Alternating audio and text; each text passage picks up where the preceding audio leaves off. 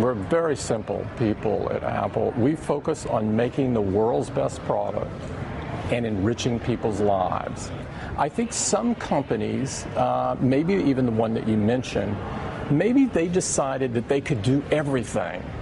We have to make sure at Apple that we stay true to focus, laser focus. We can only do great things a few times, only on a few products. Focus on signal over noise.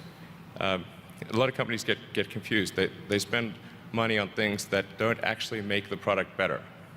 So, for example, at Tesla, we've never spent any money on advertising. We put all of the money into R&D and manufacturing and design to try to make the car as good as possible. I think that's the way to go. So for any given company, just can keep thinking about, are these efforts that people are expending, are they resulting in a better product or service? And if they're not, stop those efforts. How do you stay focused? Answering this question is perhaps the most important, critical thing you will ever do in your lifetime, period. So I hope it is an absolute priority for you to learn to take back your focus in life, for you to get more distinct and more clear about what your focus really is, and for you to finally decide, you know what, if I don't finally get my focus in check, if I keep wandering around distracted, if I keep looking at every new thing that pops up, if I keep trying every single new opportunity, if I keep saying yes to everything, if I keep listening to everybody's complaints, and if I keep doing whatever they ask me to do, at some point, you'll lose your life. And I don't mean that physically as in harm or death. I mean that one day you'll wake up and say, I don't feel like I've accomplished what's meaningful to me. I don't feel like I'm in a job that I care for. I don't feel like I have connection with my family or my friends. Because at some point, your focus drives everything. It drives your thoughts and your emotions, right? What you focus on is certainly, if you focus on the negative things, you're gonna be negative. If you fail to focus on the things that are important, meaning your priorities, then what happens to your relationships? What happens to the overall quality of your life? Focus is driving everything in your life. You got to get it back. If you're going to change an area, you do three things. Number one, you focus on it and you get clear and compelling vision for what you want. If your body's not where you want it to be, I tell you there's one simple reason. It's not your focus. No, I focus on it. I focus all the time on how fat I am. No. See, if you focus on crashing into the pole, trying not to, the more you try not to, what you focus on, that's where the energy goes, that's where you go, right? We all know that. But what people tend to do is, I'm saying focusing on what you want, not what you don't want. And not only just focusing on what you want, where you focus and say, well, I'd like to be strong, I'd like to be energetic, I'd like to be fit, it's focusing and making it compelling.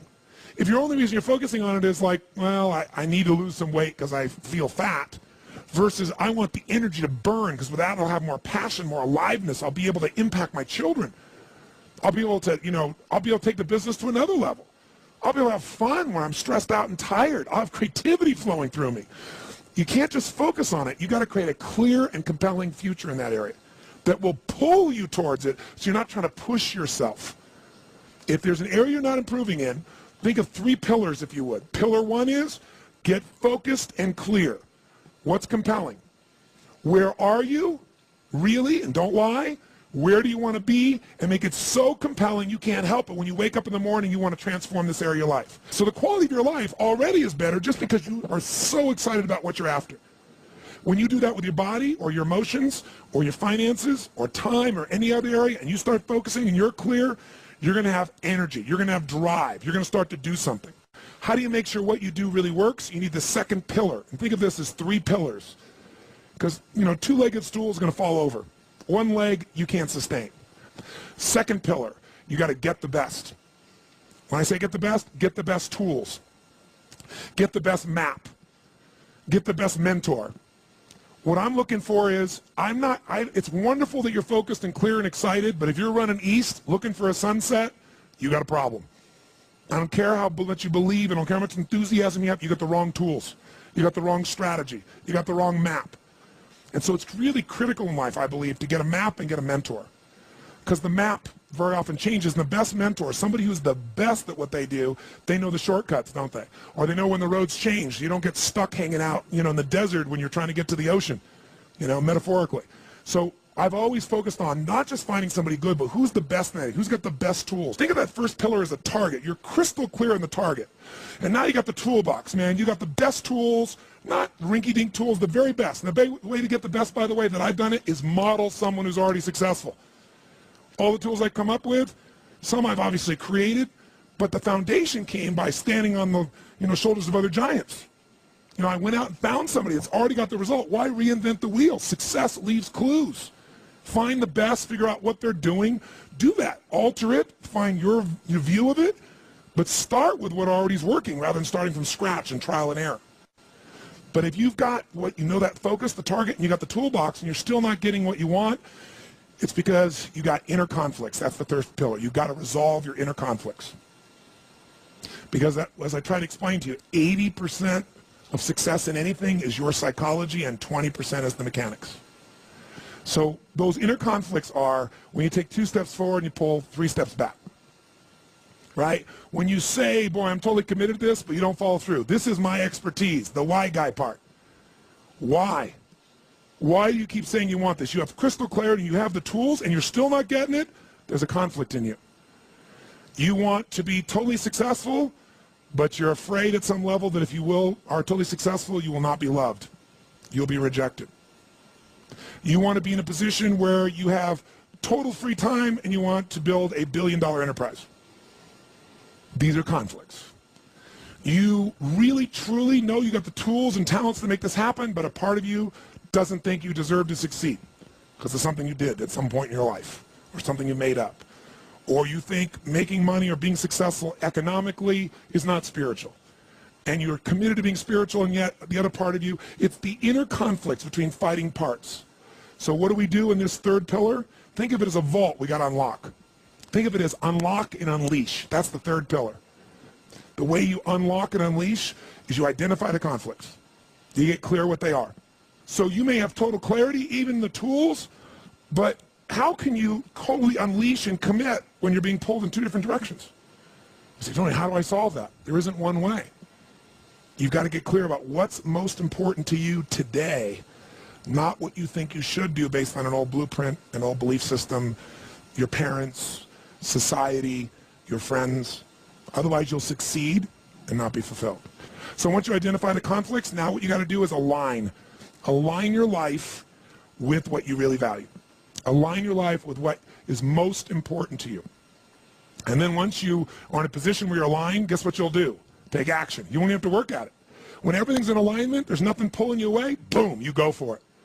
But when you say, I want a relationship, but at the same time, simultaneously, I want to be in a position where, I never have to, I only get what I want every moment, or I never have to commit to anything, then obviously you're never going to get there. That inner conflict must be resolved. Once you align and you take action, guess what's going to happen? You're going to achieve. And once you achieve, you succeed. When you succeed, I'll tell you what you got to add to it. Celebrate, right? And then contribute. Pay it forward, if you will, as corny as that sounds. Remember the movie? Pay it forward. Don't pay it back. Take what you've got, what you've learned, and bring it to someone else. And if you bring it to someone else, it continues that cycle of fulfillment, of joy, of meaning in your life. Everything works. Where will you be in your business, in your life in 36 months? Not because you hope, because you decide. Everyone in this room knows how to create. You're not a manager of your life, you're a creator of your life, or you wouldn't be in this room. How do you create your life? You get hungry for something, don't you? Who has done something in your life that once seemed difficult or impossible, and now it's part of your life? Who's got something in your life in this area? Say I. How did you do it? You created it 3 ways. Number 1, you decided there's something you wanted so bad that you unleashed all your desire. You became obsessed with it. If it was a business or a car or a relationship or a transformation in your body, if there's something you once envisioned and now it's real, it's because you didn't just envision it, you brought so much emotion to it that now it's in your life. It was once a dream, it was once a goal, and now it's in your life. How many have something like that in your life now? Say I. You may take it for granted now, hopefully not, but it was once just a vision. may have seemed impossible at one time. So how did you do it? You started with a concrete vision of what you wanted, and you focused on it continuously, didn't you? Wherever focus goes, energy flows. You envisioned something, you got clear about it, and then you started thinking about all the reasons why you wanted it. You got excited about it. Said, this is what's next for me now. I want this. You may have dreamed about it, thought about it, talked about it.